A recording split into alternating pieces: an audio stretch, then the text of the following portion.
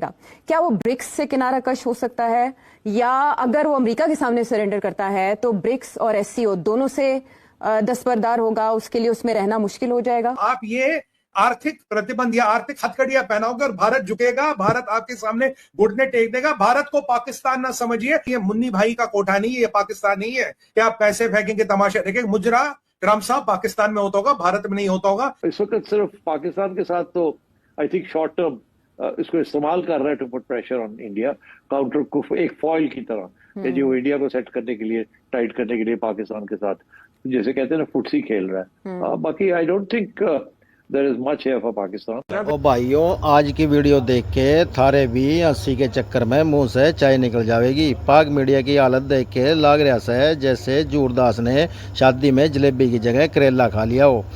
और भाइयों, चैनल ने सब्सक्राइब कर लो पहला, नहीं तो जूरदास ने थारे सपने में घुसने की छूट मिल जाएगी। एक ऐसा बंदा है, आप सोने के भी बन जाएं, अगर उसके अपने मफादात नहीं हो तो आपको लिफ्ट नहीं कराता है। हमने देखा है कि ज़ेलेंस्की के साथ वो क्या कर रहा था, बैठ के उसकी तजलील कर रहा था, उस वक्त प्यूटन को बड़ा ऊपर लेके गया था। अब प्यूटन के साथ उसने लड़ाई शुरू कर दी। यानी यूरोप के अंदर जाता है तो जो मुल्क उसके साथ नहीं होता उसके रिपोर्टर्स तक को बता रहा होता है कि अपने लीडर्स को बताओ, अगर उन्होंने ये नहीं किया तो ये हो जाएगा। तो लोग यकीनन ये जानना चाहेंगे कि अमेरिका का चेंज ऑफ हार्ट सिर्फ हमारी कारकर्दगी की वजह से है या हम किसी के कॉस्ट पे कर रहे हैं। अमेरिका जो है वो $41 बिलियन की जो है एक्सपोर्ट थी उसको, जो उन्होंने की है इंडिया को पिछले साल 2024 में, जबकि इंडिया ने $87 बिलियन से ज्यादा की एक्सपोर्ट की है अमेरिका को। तो जो ट्रेड इम्बैलेंस की बात वो बार बार करते हैं डोनाल्ड ट्रंप, वो किसी हद तक यहाँ पे ठीक है, लेकिन वो इस वक्त बाकायदा आप अगर इस तरफ आए तो वो ऑफेंडेड भी लगते हैं।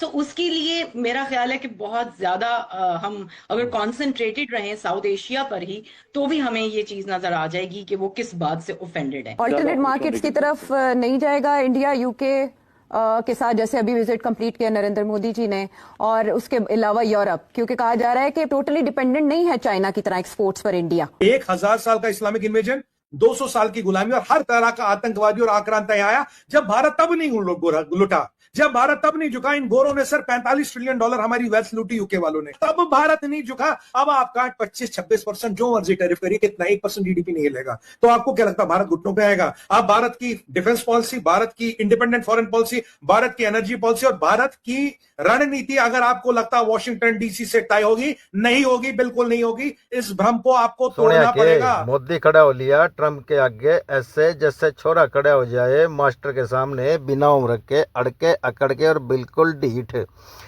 वो तो ऐसे कू कर रहा है जैसे जूरदास के खेत में कोई बकरी घुस गई हो। बोल रहा है मोदी तो रोक है, रोक है। अबे रोक तो तू था जूर, जब तेरे ताई के मटके में चूहे गिर गए थे और तू फिर भी छाछ पी गया से। ट्रम्प बोल रहा है Modi is the great leader, और पाक मीडिया बोल रहे हाय राम हाय राम। अब अमेरिका भी इनका हो लिया। अबे ओ झूर, तू तो ट्रम्प के इंस्टाग्राम पे लाइक मारता था, अब क्या होया? हाथ में फोन और आंख में आंसू। तू तो अमेरिका के चक्कर में अपना पंखा भी उल्टा घुमा रहा है। अब मुंह लटकाया सा ऐसे जैसे बैंक में तेरा खाता खाली हो लिया हो। पाक मीडिया रोए जा सा ऐसे जैसे दूध में मक्खी पड़ गई हो। एक बोला था मोदी तो अब दुनिया पे राज करेगा। अबे हाँ भाई, करेगा, राज करेगा। तेरे कहने ते थोड़े ना राज करेगा, दुनिया कह रही है। ट्रम्प अंकल को क्या हुआ अचानक? उनकी पूंछ पे किसने पैर रखा? मुझे तो ये बताया जा रहा है कि जब से पाकिस्तान में कुछ ऐसी चीजें जो हैं उनको भारत ने हिट किया, तभी से हाजमा खराब है ट्रम्प अंकल का, और उनको बार बार जो है वो गैस बन रही है और बार बार उन्हें रिलीज करने जाना पड़ता है। ये इंटरनेशनल पलटू राम है, पहले बात तो आपको ये बता दें, इंटरनेशनल श्रेणी के हैं ये छोटे वाले ने, बड़े लेवल में। ये रोज अपनी बात से पलटना, अपनी बात को काउंटर करना। और सर ट्रंप एक विशेष पॉलिटिशियन है संजय सर, जिसकी पूरी दुनिया में फजीयत हुई हो। कटसी राहुल गांधी का हमें बड़ा आभारी होना चाहिए। पार्लियामेंट में जो उन्होंने बार बार बताओ मोदी जी बताओ, इंदिरा गांधी से आदि शक्ति बताओ, जो मोदी जी ने फिर जो बैटिंग की है।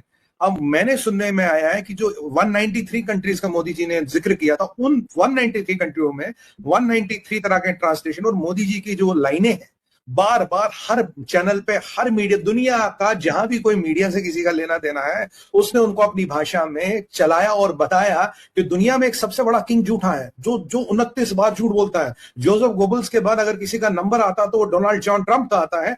अगर इतने बड़े लेवल पे किसी की फजीयत हो, किसी की इज्जत की नीलामी भिंडी बाजार में सड़े हुए सेब से सस्ती हो जाए, उसकी बौखलाहट, उसकी हताशा, उसकी निराशा और उसका जुनून समझ आता है। ये जो ट्रंप का जुनून है, ये इतना भड़क गया कि 1 अगस्त का वेट नहीं किया, कह रहे जी मैं आप पे ट्रंप टैरिफ लगा दूंगा, रशिया से तेल लगाऊंगा, उसकी पेनल्टी लगाऊंगा। मैं कह रहा हूं मामा ट्रंप जी, आपको आज पता लगा कि हम रशिया से तेल खरीद रहे हैं, आज पता लगा कि हम रशिया से आर्म्स खरीद रहे हैं। ये अचानक आपको जो किसी ने आईना दिखाया है, तो आपने जो अपनी शक्ल देखी, जो आपको लगता था बहुत स्मार्ट है, जबकि है नहीं, इतना बड़ा आपका मलिया मेट, आपकी इमेज का मलिया वेट अगर वर्ल्ड स्टेज पे किसी का नहीं हुआ, आपने तो शाहबाज और मुनीर को भी पीछे छोड़ दिया, उनकी भी इतनी फजीयत नहीं होती। आज के डेट में रशिया में मीम्स बन रही है आपको लेके, आज के डेट में चाइना में आपका खूब हवास हो रहा, आज के देश में ये मिडिल ईस्ट में पूरे आपके कार्टून बन रहे हैं।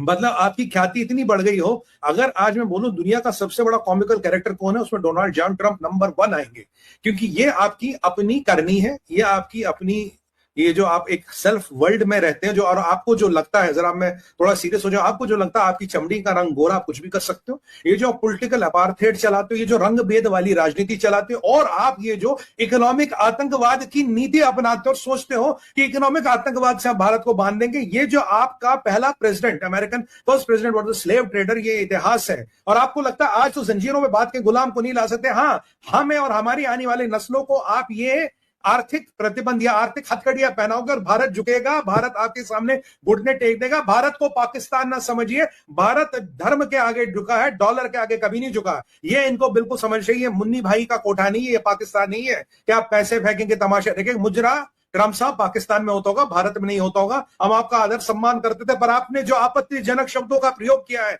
बोथ अमेरिका क्या Russian and Indian economies will melt down या व्हाटएवर विल बी डूम्ड, इससे हमें एक सख्त आपत्ति है। अगर आपको लगता है 145 करोड़ लोगों का के देश का भविष्य तय करोगे, हमारी आने वाली नस्लों की किस्मत आप लिखोगे, आप ख्वाबे गफलत में रहते हो। You are living in your own world of it is called in English tomfoolery. This is called tomfoolery, इसके अलावा इसका कोई नाम नहीं है। और आप अपने इस हवा के घोड़े से उतरिए, stop shouting from your ivory tower. और हाँ, व्हाइट हाउस में बैठ के, वॉशिंगटन डीसी में बैठ के अगर आपको लगता है कि दुनिया वही है कि आप लोगों का इतिहास लिखेंगे, लोगों की किस्मतों का फैसला करेंगे, वो नहीं होगा। ना कर पाया है कोई, ना कर पाएगा। 1000 साल का इस्लामिक इन्वेजन, 200 साल की गुलामी और हर तरह का आतंकवादी और आक्रांता आया, जब भारत तब नहीं लुटा, जब भारत तब नहीं झुका। इन गोरों ने सर $45 ट्रिलियन हमारी वेल्थ लूटी, यूके वालों ने। हमारी एज कितनी छोड़ दी, 40-42 साल, 22% लिटरेसी रेट छोड़ दी। गेट बंगाल फेमिन हम पे डाला, तब भारत नहीं झुका। अब आपका 25-26% जो मर्जी टैरिफ करिए, कितना 1% जीडीपी नहीं हिलेगा। तो आपको क्या लगता है भारत घुटनों पे आएगा? आप भारत की डिफेंस पॉलिसी, भारत की इंडिपेंडेंट फॉरेन पॉलिसी, भारत की एनर्जी पॉलिसी और भारत की रणनीति अगर आपको लगता है वॉशिंगटन डीसी से तय होगी, नहीं होगी, बिल्कुल नहीं होगी। इस भ्रम को आपको तोड़ना पड़ेगा। और इज्जत रहते वक्त रहते पलटी मारी, और मेरा प्रेडिक्शन है सर, आने वाले 24-48 घंटे में फिर पलटी मारेगा। क्योंकि देखिए, बंदर की गुलाटी मारना और ट्रंप की पलटी मारना, इस पे विस्मित होने की बात नहीं है, ये दोनों की प्रवृत्ति है। तो ये पलटू करेगा। अब भारत को कहीं ना कहीं सरेंडर करना पड़ेगा। क्या वो ब्रिक्स से किनारा कश हो सकता है, या अगर वो अमेरिका के सामने सरेंडर करता है तो ब्रिक्स और एससीओ दोनों से दस्तबरदार होगा, उसके लिए उसमें रहना मुश्किल हो जाएगा? SCO is not a problem, BRICS is the problem. और इंडिया ब्रिक्स नहीं छोड़ेगा, इंडिया वापस जाएगा अमेरिका के पास रीनेगोशिएट करने, फिर हाथ पैर जोड़ेगा वहां और फिर कोई कमिटमेंट्स करेगा। मगर क्या करेगा, डोनाल्ड ट्रंप मानेगा या नहीं मानेगा, आई कांट से। वो तो बहुत सख्त डील करने की कोशिश करेगा। तो ये एक क्राइसिस है इंडिया के लिए। It's not going to be easy to get out of this crisis, तंग करेगा। मगर बात यह है कि पाकिस्तान को भी जरा सोचना चाहिए। ये जो सारी बात हो रही है ना, मिनरल डेवलपमेंट और ऑयल एक्सप्लोरेशन वगैरह, ये तो अगले 10 साल की बात हो रही है जी। तो ये अभी कोई फायदा नहीं होने वाला। डोनाल्ड ट्रंप के तो सिर्फ 3 साल तो रह गए हैं और इसने रियल इफेक्टिव नहीं होना। तो ये तो इस वक्त सिर्फ पाकिस्तान के साथ तो आई थिंक शॉर्ट टर्म इसको इस्तेमाल कर रहा है to put pressure on India, counter को एक फॉइल की तरह, जो इंडिया को सेट करने के लिए, टाइट करने के लिए पाकिस्तान के साथ, जैसे कहते हैं ना, फुटसी खेल रहा है। बाकी I don't think there is much here for Pakistan. अगर इनको मिल जाती है डील एट 15%, बहुत अच्छा है, आपके exports to America will rise and that's a good thing. But क्या ये is it a major concession? I think ये इंडिया जब ये देखेगा तो India will go renegotiate. India can't afford to allow Pakistan to be at 15% और 19% and India at 25%। फिर ऊपर वो और भी टैक्सेस हैं and so on. Alternate markets की पाकिस्तान तरफ को ज्यादा ऑल्टरनेट मार्केट्स की तरफ नहीं जाएगा इंडिया यूके के साथ, जैसे अभी विजिट कंप्लीट किया नरेंद्र मोदी जी ने, और उसके अलावा यूरोप, क्योंकि कहा जा रहा है कि टोटली डिपेंडेंट नहीं है चाइना की तरह एक्सपोर्ट्स पर इंडिया। नहीं, देखिए ऐसी नहीं बात। इंडिया की, America is the biggest market for India. India तो अफ्रीका में भी एक्सपोर्ट करता है, मिडिल ईस्ट में भी करता है, हर जगह पे करता है, but this is a very big market. And America के साथ अब वो कह रहा है ना, अब वो कहता है अब पाकिस्तान में इन्वेस्टमेंट भी करेंगे, अब ये भी करेंगे, वो भी करेंगे। ये सब ड्रामा है, कुछ नहीं होना। और अच्छा, वैसे हमारी बहुत होप्स थी इसके साथ, यानी शॉर्ट टर्म में कुछ भी नहीं होना, कुछ भी नहीं होना। अब अगर मैं आपको एक बात बताऊं, ये जो परेशान हो रहे हैं ना लोग वहाँ केपी में, कि जी वो पता नहीं क्या डील की है, हमारी रिसोर्सेज जो है, हमारे वसाइल जो हैं वो बेच आए जाके अमेरिका के आगे। तो कोई फिक्र की कोई ऐसी बात नहीं है।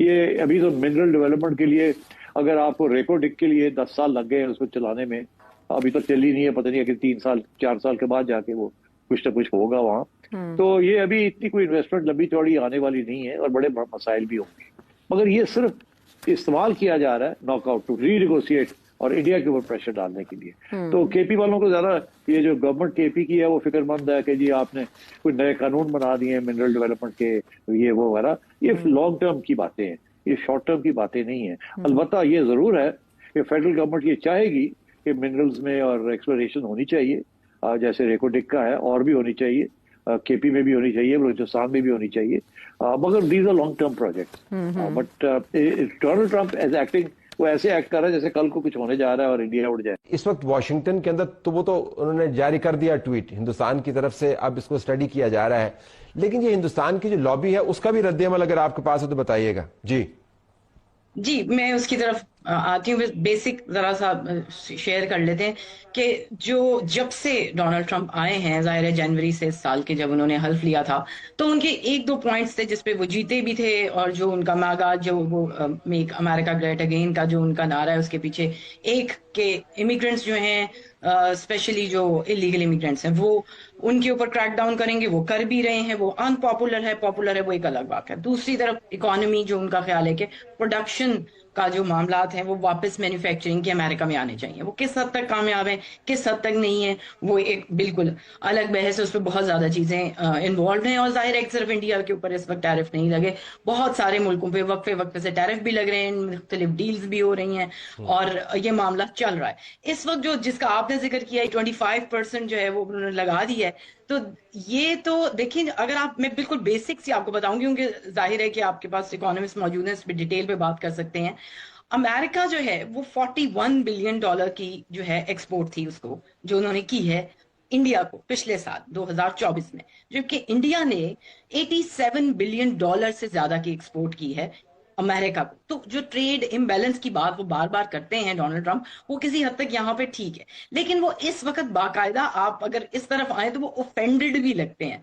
सो उसके लिए मेरा ख्याल है कि बहुत ज्यादा हम अगर कॉन्सेंट्रेटेड रहें साउथ एशिया पर ही, तो भी हमें ये चीज नजर आ जाएगी कि वो किस बात से ऑफेंडेड है। अभी कल इतनी धुआंधार तकरीरें जो हैं वहां पे पार्लियामेंट में इंडिया के हुई हैं, उसके भी इस पे लोअर हो सकते हैं। मुस्तकिल तौर पे यहाँ पे लॉबीज जो लगी हुई हैं वो इसलिए भी शायद कामयाब नहीं हो पा रही उस तरह जैसे पहले होती रही हैं, क्योंकि डोनाल्ड ट्रंप बहुत ज्यादा लोगों की सुनते नहीं हैं। ये उनकी एक अपना एक कैरेक्टरिस्टिक है जिसके बारे में तमाम लोग जानते हैं। अब अच्छा है या बुरा है, वो गले भी पड़ जाता है लोगों के, उससे उनको फायदा भी होता है। उसके पीछे पूरा उनका निजाम भी मौजूद है, पूरा एक निजाम भी उनका मौजूद है जो इस तमाम एजेंडे को लेके चल रहा है। ओ जूरदास, अब तो मान ले मोदी से भिड़ेगा तो पछताएगा। पाक मीडिया ने देख रोए जैसे किसी ने इनके फ़ोन में PUBG इंस्टॉल कर दिया हो। यो वीडियो देख के मन ने बेरस है, हमने मज़ेदार लगी होगी, फिर एक लाइक ठोक दो, कमेंट में लिख दो जूरदास हट जा भाई, और चैनल ने सब्सक्राइब कर लो। फिर मिलांगे अगली बार जूरदास की एक और चटपटी नोटंकी लेके।